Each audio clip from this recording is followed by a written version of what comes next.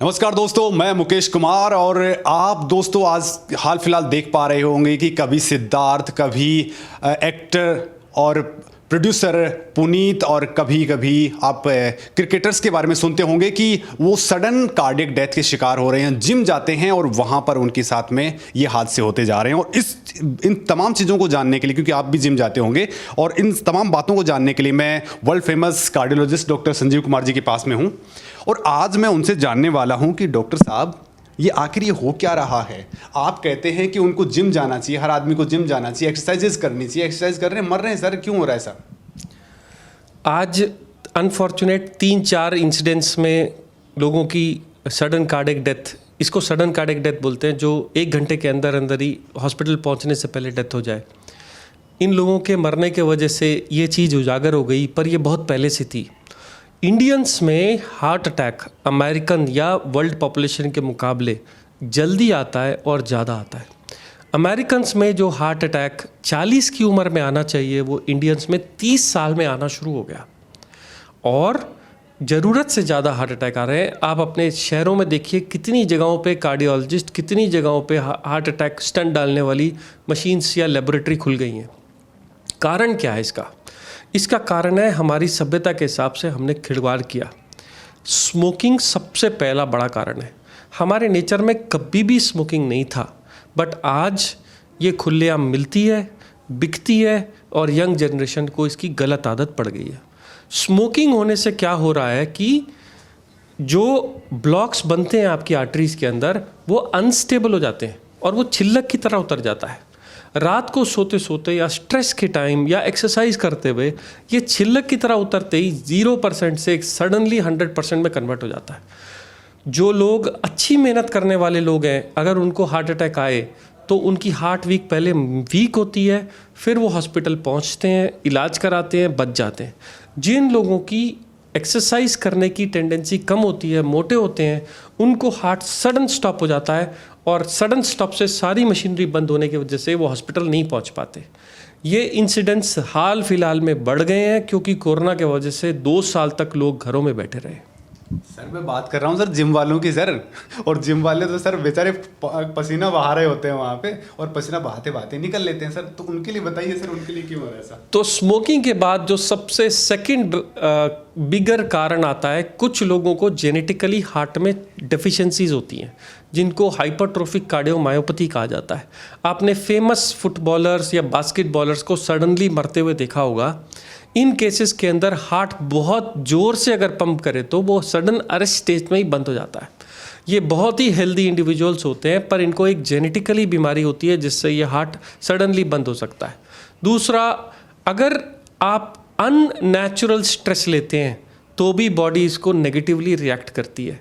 जैसे कि very heavy training exercises, non योगिक, हमारे जो कल्चर ऑफ एक्सरसाइज है वो है एरोबिक एक्सरसाइज, जिसमें बॉडी में ऑक्सीजन की लेवल मेंटेन रहता है।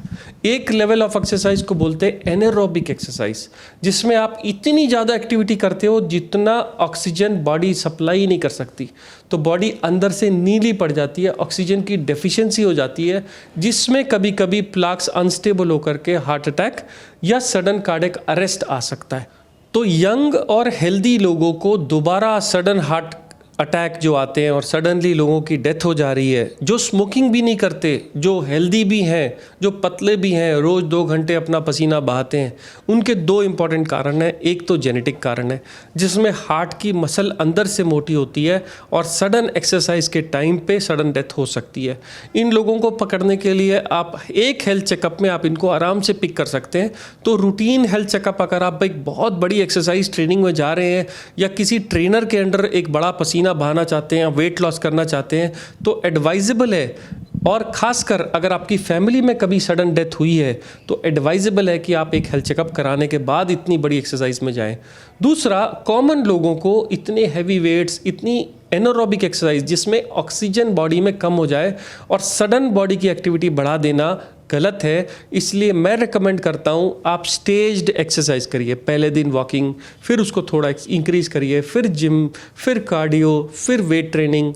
ऐसे करके आप करिए। सडन एकदम स्ट्रेस मत दीजिए। सडन स्ट्रेस देने से हार्ट अटैक की टेंडेंसी बढ़ जाती है। सर दूसरा एक तो कारण आपने ये बता दिया सर, इसके अलावा ये जो लोग हैं वो फूड हैबिट्स उनकी बहुत ही खतरनाक होती हैं सर, बहुत बड़ी तादाद में एग्स लेते हैं, प्लस सर वो कुछ प्रोटीन्स, हायर प्रोटीन्स लेते हैं, क्या उसका क्या इफेक्ट पड़ता है सर? सर कितना भी बोला जाए, जो पैक्ड प्रोटीन्स होते हैं चाहे कितने भी अच्छी कंपनी के हों, उनमें थोड़ा ना थोड़ा कुछ ना कुछ ऐसा मिला होता है जो आपकी हेल्थ को ख़राब करता है, किडनी को, लिवर को या हार्ट को स्ट्रेस देता है। ज़रूर आपकी मसल्स जल्दी बनती हैं बट ये जल्दी उतर भी जाती हैं। इसलिए नेचुरल डाइट्स सबसे बेस्ट प्रोटीन सप्लीमेंट होते हैं। मैं कभी रिकमेंड नहीं करता कोई भी तरह के अननेचुरल प्रोटीन या पाउडर या शेक को। पर अगर नेचुरल प्रोटीन में अगर आप लोग कहें कि एग या दाल, इसका क्या कारण है, तो एग के अंदर येलो रहता है और वाइट रहता है। अगर आप एक दिन में एक से ज़्यादा एग खाना चाहते हैं तो एक ही येलो प्रेफर करिए, वाइट आप ज़्यादा खा सकते हैं।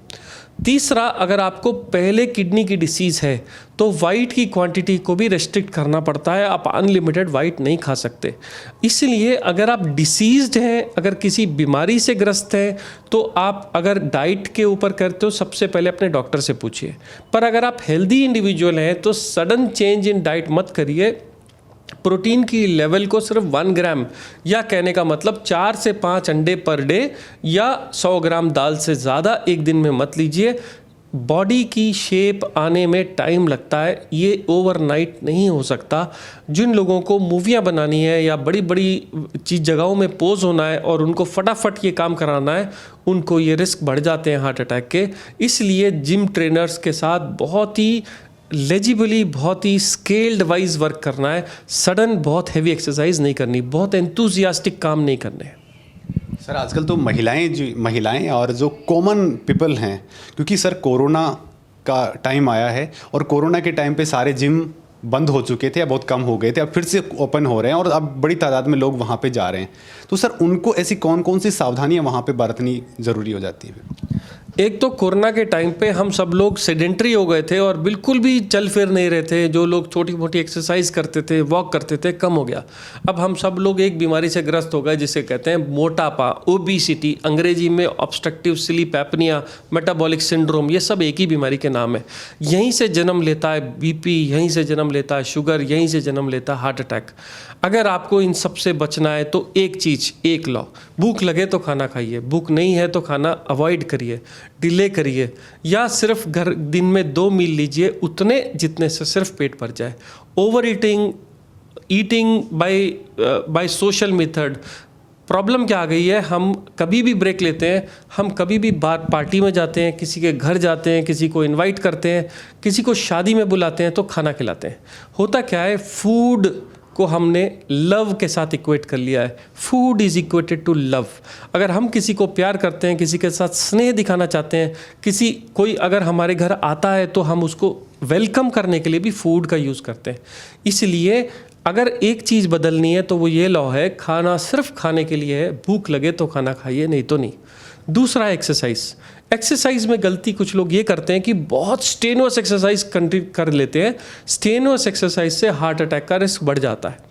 अगर आप कम एक्सरसाइज करें तो आप मोटे रहते हैं।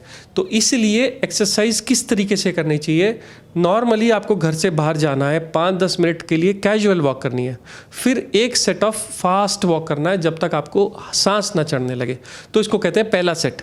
उसके बाद आप 5 मिनट का ब्रेक लेंगे, फिर एक सेट, फिर एक सेट, टोटल 3 सेट्स 5 मिनट के, मतलब 15 मिनट की एक्सरसाइज, 15 मिनट का cool down, 30 minutes of exercise every day. Saturday Sunday off कर सकते हैं, अगर आप सैटरडे संडे करना चाहते हैं तो मंडे ट्यूसडे ऑफ कर सकते हैं। 5 डेज अ वीक। ये हेल्दी आदमी के निशानियाँ हैं। Good food, eat on demand and exercise daily. Sir महिलाओं को लेकर के क्या कुछ कहेंगे? वैसे उनके तो हार्ट की बीमारियां तो कम होती हैं सर, क्यों होती हैं और उनके लिए उनको क्या करना चाहिए कि उनको बिल्कुल भी नहीं आए? तो अगर आप सिर्फ जेंट्स और लेडीज़ के बीच में फ़र्क देखें तो लेडीज़ को ऊपर वाला नेचुरली प्रोटेक्ट करता है हार्ट अटैक से। आपके अंदर ऐसे हार्मोन्स रहते हैं जब आप यंग रहते हैं from age of 15 to around 40-45 तक कि आपको हार्ट अटैक होने के चांसेस मेल्स के मुकाबले आधे होते हैं। आपने देखा होगा हार्ट अटैक के ज़्यादातर जितने भी केस होते हैं सब जेंट्स में होते हैं, फीमेल्स में नहीं होते। दूसरा, सोसाइटी उनको प्रोटेक्ट करती है गलत खाने से या स्मोकिंग या ड्रिंकिंग के हैबिट से। अब मॉडर्न ज़माने में कुछ लेडीज़ ज़्यादा स्मोक करती हैं पर कंपेरेटिव टू मेल्स आज भी इक्वल नहीं है। तो दूसरी चीज़, फीमेल्स को सब जगह से प्रोटेक्शन है, but stress levels, domestic violence, stress, money stress, maintaining this time, corona के टाइम जो मनी का स्ट्रेस आ गया है, जो घरेलू लेडीज़ को मनी का स्ट्रेस आ गया है, वो आपकी बॉडी को हार्ट अटैक के पास जाने से क्लोज करती है। तो आपको योगा, मेडिटेशन, स्मॉल वॉक्स और आपको सेल्फ हीलिंग, ये आपको प्रोटेक्ट करती हैं हार्ट अटैक से। सो कोरोना के बाद छोटी मोटी घर के अंदर वॉक्स, आपस में मिलना, एक साथ बैठना, खाना खाना, और अगर आप छोटी मोटी एक्सरसाइज कर सकते हैं तो that is enough from you to protect from heart disease. अच्छा सर, आप खुद एक डॉक्टर हैं और सर आपकी फैमिली में जितने मेंबर्स हैं उनको हार्ट से प्रोटेक्ट रखने के लिए, या जो जाहिर सी बात है जिम भी जाते होंगे, तो उनको आप क्या एडवाइसेस करते हैं? अपने परिवार वालों को कैसे आप लोग लेके चलते हैं ताकि वो सुरक्षित रहें? और खुद आप हार्ट से बचने के लिए, कोई कार्डियोलॉजिस्ट हैं तो आप खुद कौन कौन से ध्यान अपने रखते हैं? तो सबसे पहली चीज़, मैं एक चीज़ का बड़ा ख्याल रखता हूँ कि अगर मुझे याद आता है खाना खाने का, मुझे भूख लगती है, मैं तभी खाना खाता हूँ। अगर मैं काम कर रहा हूँ और मेरे को खाने के टाइम में भूख नहीं लगी तो मैं ज़बरदस्ती ओवर ईटिंग नहीं करता। दूसरा, आपकी बॉडी दुनिया की सबसे बेस्ट डॉक्टर है। अगर आदमी बीमार हो जाता है और उसको कुछ खाने को बोला जाता है तो खुद तय कर लेता है, मुझे ये अच्छा नहीं लगता, मुझे ये अच्छा लगता है। इसका एक्सेप्शन है बच्चे जो सिर्फ फास्ट फूड खाना चाहते हैं। मोस्ट ऑफ द टाइम्स आपकी बॉडी आपको खुद बता देती है कि आपको गर्म खाना, ठंडा खाना, ताज़ा खाना, कितना खाना, सब follow your body. Third is, जो आपको फूड्स जो ख़राब हैं वो ऑन द काउंटर, जो ठंडे खाने हैं। आप देखिए ब्रिटेन और अमेरिका के खाने के अंदर क्या है सिस्टम, आपको बनी बनाई ब्रेड मिलती है, बनी बनाई जैम मिलती है, बनी बनाई आइटम्स मिलती हैं, मिलाते हैं। दोज आर कोल्ड फूड्स, उनको ताज़ा नहीं बनाया जाता। इंडियन कोई भी रेसिपी आप ले लीजिए, these are freshly made, freshly cooked छोटी छोटी रेसिपीज़। आप हलवा ले लीजिए से लेकर के कोई भी सब्जी ले लीजिए से लेकर रोटी चावल तक ले लीजिए। हमारी ब्रेड्स, उनकी ब्रेड मशीनरी में बनती है, हमारी ब्रेड घर में बनती है। हम उनसे बहुत ज़्यादा सुपीरियर हैं, बहुत ज़्यादा नेचुरल है। अब नेक्स्ट डाइट के बाद आए वॉक पे। अगर मुझे कभी कभी टाइम मिलता है तो मैं वॉक करता हूँ, अगर नहीं मिलता तो at least I get up from my seat. हम थोड़ा सा कोशिश करते हैं कि एक्टिविटी हो, चाहे मुझे जाके बाहर मरीज को इनवाइट करके अंदर लाना हो, चाहे पेशेंट को एग्जामिन करना हो, थोड़ी देर बाद बैठ जाना हो। तो वो लोग जो आज वर्क फ्रॉम होम कर रहे हैं, ध्यान रखें कि हर टाइम कंप्यूटर के सामने बैठना ज़रूरी नहीं है। आप इसके आसपास भी थोड़ा बहुत चल सकते हैं, वॉक कर सकते हैं, रिलैक्स कर सकते हैं। छोटी मोटी एक्टिविटी बहुत सारी बीमारियों से आपको प्रोटेक्ट कर लेती है और छोटी मोटी कैलोरीज, आपकी ब्रीदिंग बेटर हो जाती है, आपके अंदर जो वीन्स के अंदर ब्लड है वो फ्रेश होकर के वापस सर्कुलेट हो जाता है। You feel energetic. अगर मान लो अगर आप एक छोटा सा भी 1 मिनट का ब्रेक लेके छोटा सा वॉक कर लें, you feel a new energy in your body and that protects you from a long standing diseases। आपने देखा होगा कि जो एयरप्लेन के अंदर 12-12 घंटे की जर्नी करते हैं उनके पैरों में ब्लड क्लॉट आ जाते हैं। इसलिए हम आपको एडवाइस करते हैं कि अगर आप कोई लॉन्ग ट्रैवल करते हैं या लॉन्ग बैठते हैं या बुजुर्ग हैं जो हमेशा बेड पे ही लेटे रहते हैं, उनको छोटी मोटी एक्टिविटी कराइए। चाहे उनको कुर्सी पे बिठा के धूप लगाने की हो 15 मिनट, या आपको ऑफिस के चेयर के टेबल से उठ करके थोड़ा बाहर निकलना हो, या बच्चों को थोड़ा सा बालकनी में बाहर खेलने का अनुमति देना हो। मैं जानता हूं पेरेंट्स डरे हुए हैं कि बच्चों को खेलने नहीं देना है, बाहर नहीं जाने देना है, कोरोना हो जाएगा। नहीं होगा, कोरोना जा चुका है। आपको छोटी मोटी बच्चों के प्ले की एक्टिविटीज़ या उनके साथ इन्वॉल्वमेंट या अपना छोटा छोटा काम करते रहना है अगर आपको अच्छा हार्ट रखना है। बहुत बहुत धन्यवाद सर, आपने बहुत ही बेहतरीन इन्फॉर्मेशन हार्ट से रिलेटेड बताई है, क्योंकि कोरोना काल के बाद में हम सब लोग इस बीमारी से ग्रसित हो सकते हैं और इससे बचने के तरीके आपने बहुत ही बढ़िया तरीके से बताए हैं। और आप लोगों से गुजारिश है कि इन तमाम तरीकों को आप लोगों तक शेयर करें, साथ ही आप हमारे साथ यूं ही बने रहें।